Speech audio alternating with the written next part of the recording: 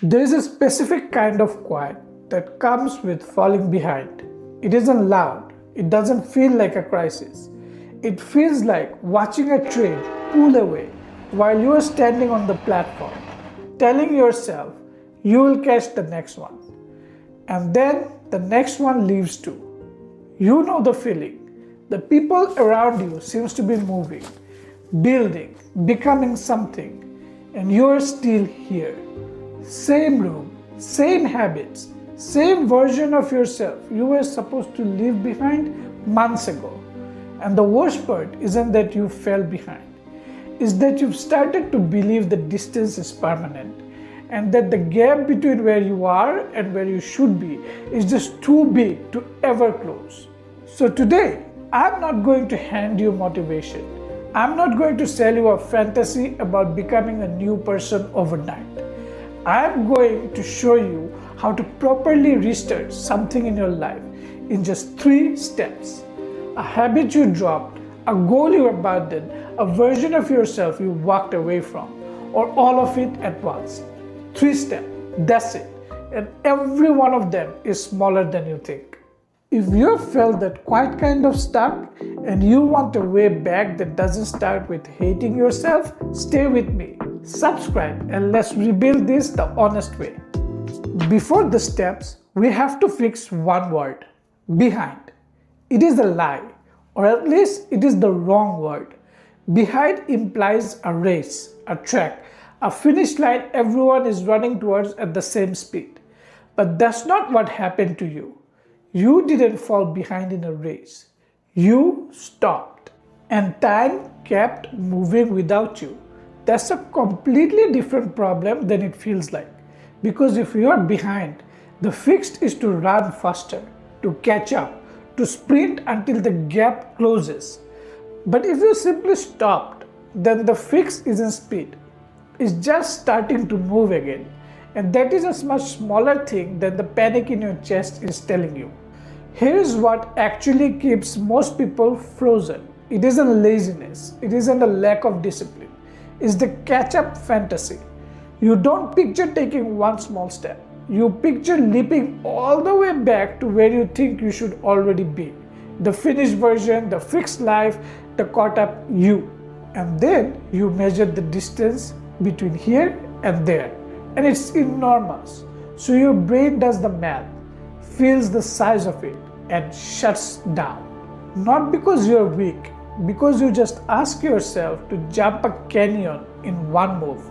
Nobody can do that, and some part of you knows it, so you don't move at all. The restart doesn't begin when you find more motivation. It begins the moment you stop trying to catch up and take the first 3 steps instead. The first step is going to feel too small. That's the point. You stop planning your comeback and you plan the next 24 hours. Not the month, not the new life, the day in front of you. And inside that day, you find the smallest honest action that proves you're moving. Not the impressive one, the honest one. If you've been sleeping until noon, it isn't wake up at 5 a.m. and run. It's wake up 30 minutes earlier and open the curtains. If you haven't worked in weeks, it isn't finish the project. It's sit at the desk for 10 minutes and touch the thing you have been avoiding. It sounds like nothing, but you're not trying to change your life in this step. You are trying to prove one sentence to yourself: I can still move. Because that's the sentence you actually lost, not your goal, the sentence. And here's the part people underestimate. One small action, repeated with consistency, is what makes the big difference come true. Not the huge reset, not the perfect week, the small thing done again and again and again. Consistency is what turns something that looks like nothing into something that changes everything. The second step is about what you rebuild first. When people restart, they aim straight for the ceiling. The big goal, the dream outcome, the version of themselves that impresses everyone. But you don't rebuild a house starting with the roof. You rebuild the floor. Your floor is the boring stuff, the stuff nobody claps for. Sleep, food, moving your body, one clean surface in your room, one honest hour of work.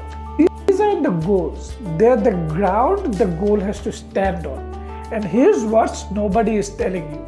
When your floor is stable, motivation stops being something you chase. It starts showing up on its own because you finally feel like a person who's capable again. You don't feel capable and then act. You act in small, honest ways, and then you feel capable. The order matters. Almost everyone gets it backwards. The third step is the hardest because it isn't about what you do. It's about what you feel while you do it. Let me be honest with you.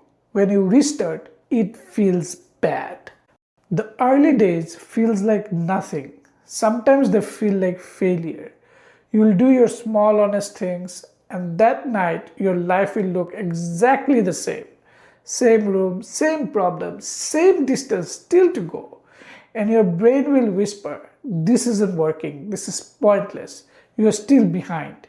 Your feelings and your actions are allowed to live in separate rooms. You can feel like it's hopeless and still do the small thing anyway. That's the entire skill. Not feeling good and acting while you still feel bad. Because the voice that says this is pointless is the exact thing that's beaten you every time before. Not the falling behind, the quitting on day 3. Because day 3 felt like nothing. And here's why it's worth pushing through it. Today's you always decides who tomorrow's you becomes. Every small action you take today is a deposit into a saving account that belongs to the person you will become tomorrow. You don't see the interest right away. That's exactly why it feels like nothing. But don't do that injustice to tomorrow's you. Don't discount today's action just because it's small and today feels hard. Deposit it anyway, quietly, every single day. Because eventually tomorrow's you opens that account and everything you put in it comes back with interest. The result always comes later, but only for the people who kept making deposits to the boring, terrible part. So that's the restart. 3 steps. 1. Shrink the day to a single small honest action. 2. Rebuild your floor before you reach your ceiling. 3. Be okay feeling terrible and don't let it stop your hands. That's the whole thing. And once you're doing them, one last shift changes everything. How you measure yourself. Stop measuring distance, how far you still have to go, how far behind you are. But start measuring direction. Are you facing forward? Did you move today? Even 1 inch? Then you are not behind anymore. You are in motion. Behind is a position. Motion is direction. And the moment you are moving the right way, the whole story changes. Even before you have gone far. Because falling behind was never really about the distance. It was about the moment you stopped believing you are still in it. So, if you're there right now, in that quiet, watching the trains leave, convinced the gap is too big, I need you to hear this.